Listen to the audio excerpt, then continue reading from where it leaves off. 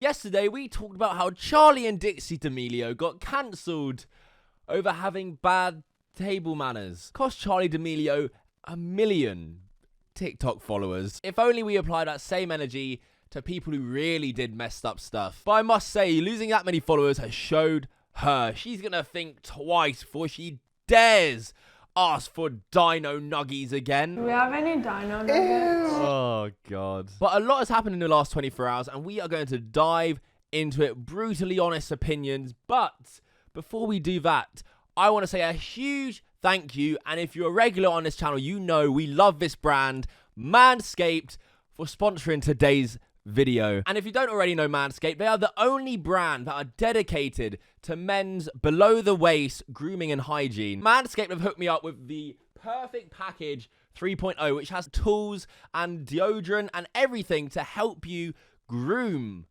where you need to groom, because don't neglect it. Don't be that guy. One thing I really judge a company on: presentation of your products. And look at this. It comes in a lovely case, and inside you'll find the Lawn Mower 3.0. Now, I hope my camera isn't too high definition, because you will see hairs on this, because I have used it many times. It is the only trimmer on the market with advanced skin-safe technology to avoid any nicks or cuts when you are trimming your lower region, and also has a flashlight. So you can go in the dark. And as you can tell, it's cordless and waterproof. And you also get ball deodorant. It is a well-presented package, perfect for the holidays. This holiday season, this would make an amazing gift. And I'm here to help you out with that a little bit. Go to manscaped.com right now, and at checkout, use code Kavos20 to save 20% off. I've used this brand and promoted this brand many times. Everyone who I know who has used them and got them has always told me how much they enjoy this company and the quality. It is really a good quality product that I do think you guys should get. All the links you need in the description right now. Support the channel. Everyone who uses that code massively supports the channel, and you get yourself a nice little discount.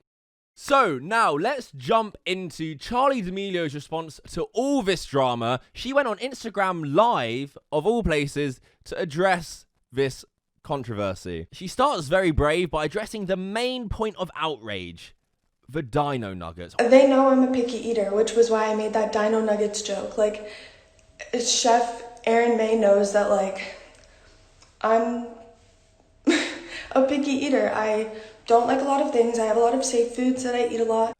Joke? Who the hell in their right mind jokes about dino nuggies? Oh, thank God she lost 1 million followers. But yeah, for real, it was a joke. She's a picky eater. Cool. Not much more that needs to be said. She then goes on to address the chef and the feelings of the chef and if they offended him. You didn't see the behind the camera thing, but behind the camera, Chef Aaron and my content manager Tommy were like, Dixie, like, eat the snails, like, it'll be funny, just eat them. Because they know that if she eats a snail, she's not going to react to it well, and it was like one big joke throughout the family. We've since talked to Chef Aaron May, and like, he's not upset. He was in on the joke, so he was like it wasn't a thing where we were being blatantly disrespectful. It was more a thing like you joke around with your friend. The chef was in fact interviewed by none other than Hollywood Fix, who said the exact same thing as Charli D'Amelio, that it was all a joke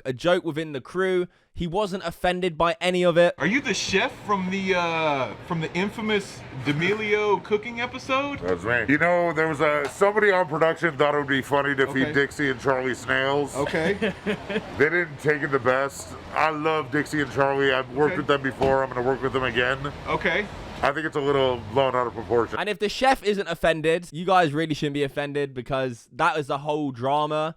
Was that, how could you offend the chef? He's cooked you such a great meal. I get it. Look, people watched the video thinking it was dinner with D'Amelio's, and this chef was just brought in to cook them dinner, and they disrespected that dinner he made them. But in reality, he's part of their team. He's actually a family friend, and they're all joking around with each other for content. The other thing was, when I had said about the followers thing, I genuinely just thought it would be so cool to hit a huge milestone a year after hitting another milestone. I never meant for you guys to make it seem like you were numbers or did not mean anything, and I definitely tried to, like, just explain to James, like, dude, that would be so cool to like hit one milestone after a year after hitting another milestone.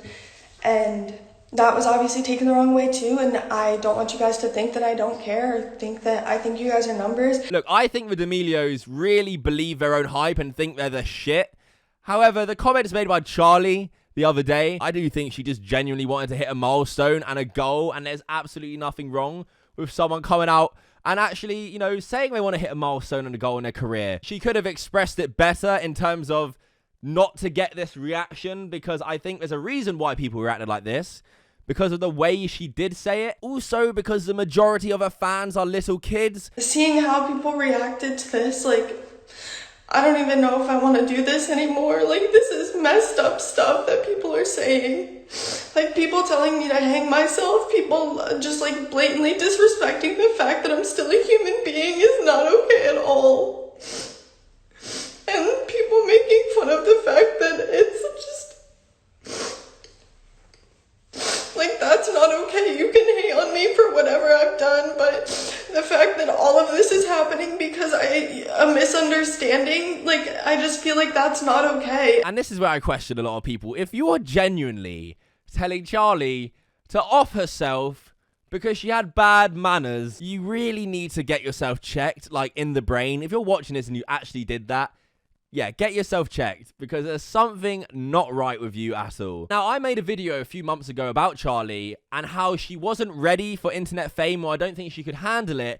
And watching this live stream, I kind of still think this. I agree with what I was saying a few months ago still, because she's getting really upset over these comments, and I understand it can upset you, but with the job you're in, these things do happen, and these things will happen and won't stop. Trolls, people online telling you all these nasty things, it's gonna happen, especially the level of fame Charli's at. It must be on the daily. However, she's so young, and to have a career in such a big spotlight, I don't know if she's ready for it. And not just from this situation, it gets to a point where every time I hear of Charli D'Amelio, she's always addressing hate or bad comments about herself. Because you said I looked better last year.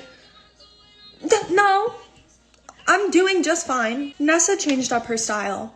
If that's what she likes and she looks good, you never know what's going on in someone's head, because I put on a very, very happy face last year, but I was probably at some of the lowest points in my life. You guys to know that you should never hate on anyone for their mistakes, because everyone makes mistakes. People literally make entire videos dedicated to like picking on me. It's not really your place to say anything. People just say horrible things to people that they don't even know. I'm just a kid.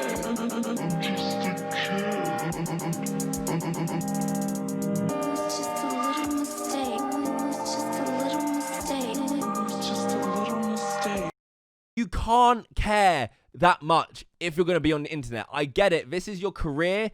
But if it's stressing you out and emotionally causing this much of an issue, you kind of have to weigh up if it's worth it for your mental health and your health in general. Maybe there's like other solutions where you stop looking at comments for a while. I hope she doesn't turn out like one of them Disney stars who went off the rails because she couldn't handle her childhood fame. If this is going to be your career, you do need to bite the bullet and you need to ignore, because 100 million people, everyone's going to have an opinion on you, and it won't always be nice. And that is just the way it works. Maybe she should just get off the internet, man. At least for a bit. I don't know. A lot of you already know that Trisha Paytas was one of the first people to call out Charli D'Amelio on all of this. So now, in the midst of all of this, there's now a war against Trisha Paytas. Charli D'Amelio firstly kind of called her out in her Instagram live stream. I'm just gonna say it, Trisha Paytas, like, this is not, sorry, just, you have been completely rude to me multiple times, saying she doesn't have a personality, she can't dance, she's basic. Like, you have your own problems, please stop worrying about mine. And that's all I have to say on that. Quite honestly, I just, like, please stop talking about me. You're not a very nice person. Sorry. Dixie D'Amelio, Charli's sister, then made this really cringe, like, I'll show you it. TikTok, dancing to Trisha Paytas who was singing NWA Fuck the Police. Trisha said the N-word. So for some reason, Dixie D'Amelio danced to it, and it's just awful. I had to censor the N-word part because YouTube, but trust me, Trisha says it. The police coming straight from the underground. A young nigga got a bag cause I'm brown and not the other color, so police think they have the authority to kill a minority. But fuck that shit. This is why people question why you're famous. If it wasn't for Charli D'Amelio, probably wouldn't be. But she then took the video down, saying, I deleted the video because my point that I was trying to make was proven, and I don't need to promote a racist sound. I mean, didn't you just promote it and dance to it to your 44 million fans? You clearly took it down because you got a ton of backlash for it. Let's be real. And then, out of nowhere, like the fucking Royal Rumble, James Charles steams in on Trisha with this TikTok. Absolutely disgusting. I don't need Charli, and Charli does not need me. I became friends with the D'Amelio family as a whole very, very early on because this is all very, very new to them, and I wanted to be a friend and a mentor in any way that I possibly could. And Charli and I, despite not being the same age, had one thing in common, which was coming to the spotlight at a very, very young age. This is something that Trisha has never experienced because the only reason she is in the spotlight is because she has said racist things. She said the N-word. She's done blackface. She offended the trans community. She offended the DID community. She said Hitler wasn't that bad of a guy, voted for Trump, and has started a fight with about every single other creator on this platform. You are in no position to be talking about me and my career, so I highly recommend that you stop starting fights with people that are half your age, pack it up, and work on holding yourself and your best friends around you because they and you are the problem. God, why is he talking so fast? Oh, my head hurts. I barely even processed anything he said the whole time. I was just thinking about how annoying he sounded. But somehow, I do find myself agreeing with James Charles.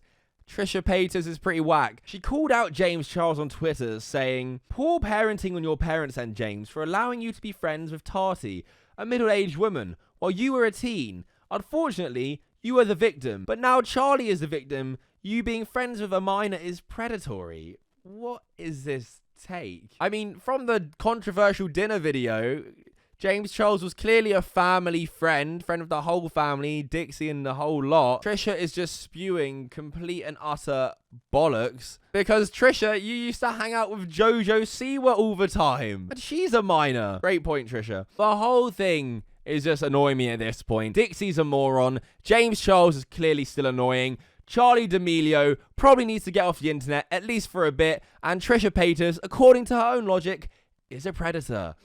Summed it up. I'm done. Thank you guys so much for watching. If you've enjoyed this video, please subscribe. Look into my eyes. Subscribe right now. Like the video if you enjoyed. Please do. All the likes help, so please do like. If you've made it this far, it's free. Again, thank you so much to Manscaped for sponsoring today's video. Use code Kavos20 for 20% off. All my socials are down below. Go and follow them right now. Tweet me, Instagram me. I reply to as many people as I can, so please do. And yeah, that is it for this video. Until next time, fuck off.